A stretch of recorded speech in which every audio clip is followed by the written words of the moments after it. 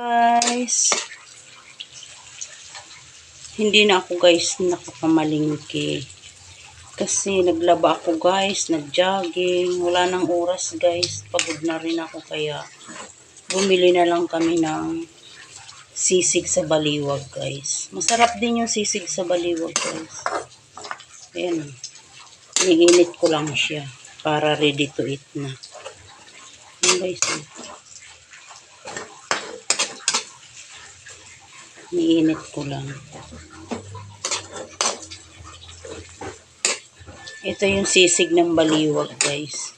Masarap din siya guys. Ilang beses na rin kami bumili. Masarap siya. Pag wala na talagang oras guys, mamalingki, bumibili na lang kami ng ulam na luto kagaya nito.